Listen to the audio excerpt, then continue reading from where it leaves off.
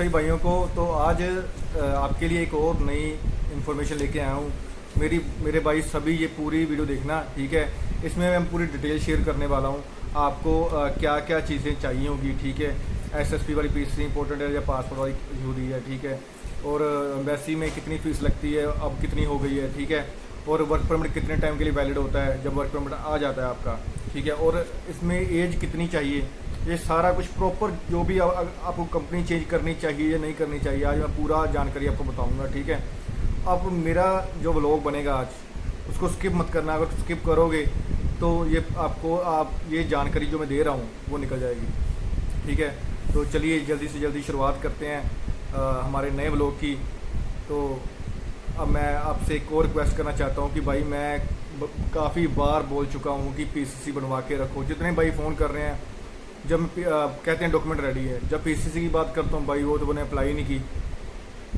तो भाई आप पूरी चीज़ सुनते नहीं हो, स्किप करते हो, तो ये चीज़ इम्पोर्टेंट निकल जाती है। चलो मैं आज आपको पूरी जानकारी दे देता हूँ, ठीक है।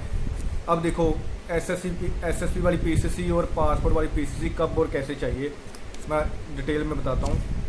आप जब अपनी फ़ाइल अप्लाई करते हो किसी एजेंट के पास, ठीक है, तब आपको क्या चाहिए होता है कि आपका पासपोर्ट, फ़ोटो, एजुकेशन डॉक्स और एसएसपी वाली पीसीसी चाहिए तब, ठीक है। और पोस्टल होनी चाहिए, दिल्ली में या पंजाब और हरियाणा में पटेल ऑफिस में भी हो जाती है, ठीक है। तब के लिए चाहिए होती है बस एसएसपी वाली पीसीसी, ठीक है। तो पासपोर्ट वाली पीसीसी जब आप एम्बेसी में जाते हो, ठीक है, अपनी फ़ाइल सबमिट करवाते हो, ये पीसीसी की रिक्वायरमेंट तब रहती है। और एसएसपी वाली पीसीसी एम्बेसी में नहीं यूज़ होती, वो लेते ही नहीं है। आपको पासपोर्ट वाली पीसीसी एम्बेसी के लिए ही चाहिए बस। जब आप अप्लाई करते हो तो आपको पता है कि यार मेरा वर्क परमिट 1 मंथ के बाद आने वाला है, तो तब ये आप डेट ले लो, अप्लाई कर दो, ठीक है। पासपोर्ट वाली पीसीसी ये भी पोस्टल चाहिए, ठीक है। अब पोस्टल वाले बंदे का नंबर मैं दे दूँगा आपको। अब ये क्लियर हो गया आपको। दूसरी बात करते हैं, वर्क परमिट कितने टाइम के लिए वैलिड होता है। मान लो आज जुलाई चल रहा है, जुलाई की 11 तारीख है, आपका वर्क परमिट कल आ गया 12 तारीख को, ठीक है।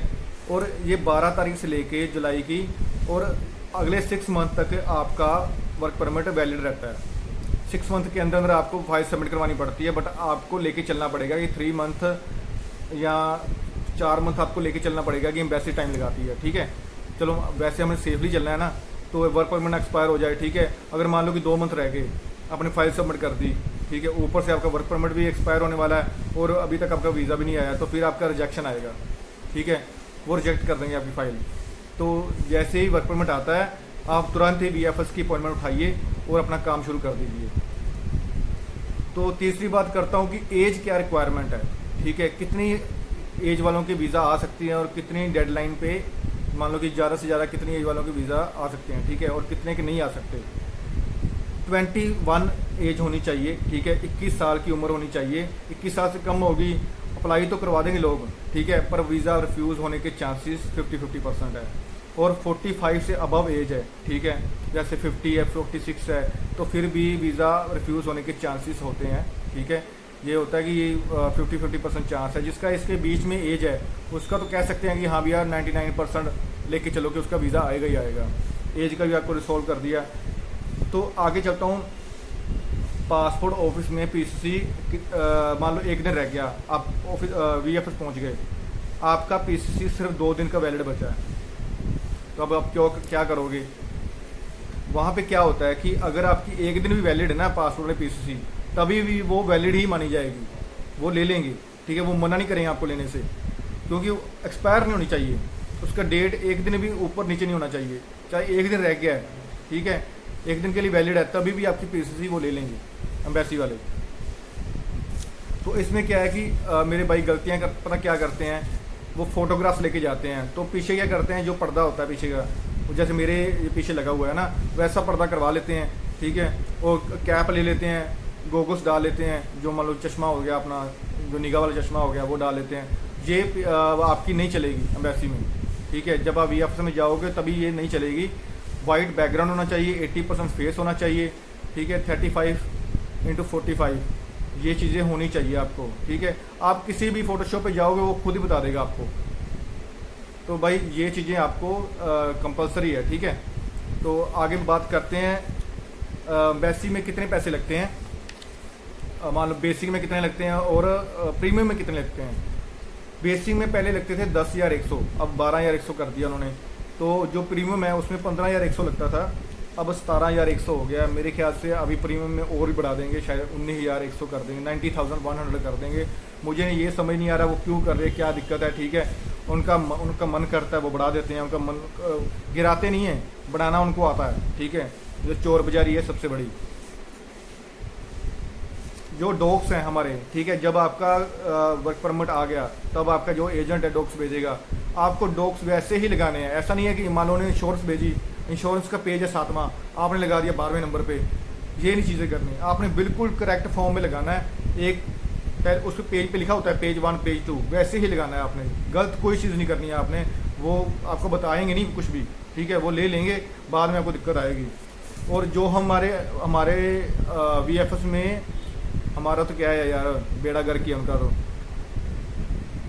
VFS में जब आप डॉक्यूमेंट सबमिट करवाते हो, ठीक है, वो फिर फॉर्म देंगे आपको। ठीक है, फ़ोन पे आप अपना नंबर भी लिखिए, अपने एजेंट का नंबर भी लिखिए, ईमेल आईडी अपनी भी लिखिए और अपने एजेंट की भी लिखिए। ठीक है, ताकि आपको भी मैसेज आए कि आपकी फ़ाइल सबमिट हो गई है।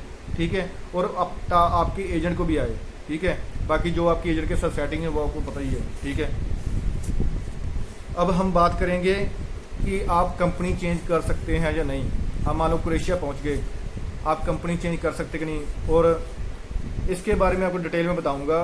कंपनी चेंज करने का कारण पता क्या है, देखो मान लो आप गए क्रोएशिया पहुंच गया ना, आपका पहला दिन शुरू हो गया। पहले 2 महीने तो दिक्कत आती है, पता क्यों?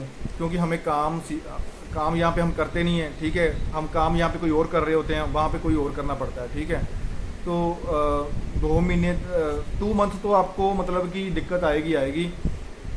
जैसे जैसे आप पुराने होते जाओगे आपको काम अच्छा लगने लगेगा, आपका दिल लगने लगेगा। ठीक है, घबराने वाली कोई बात नहीं है, मन मार के काम करना ही पड़ेगा। एक बार तो मान लो आप अभी कह रहे हो हमें क्रोएशिया जाना ही जाना है, अगर पहुंच गए, ठीक है, तो काम करना ही पड़ेगा, काम करे बिना नहीं रह सकते। मान लो कि आप अपना काम छोड़ देते हो बिना अपने एम्प्लॉयर को बताए, तो आप ऐसे ही भटकते रहोगे और आपका नजायज़ फ़ायदा पता कौन उठाएंगे?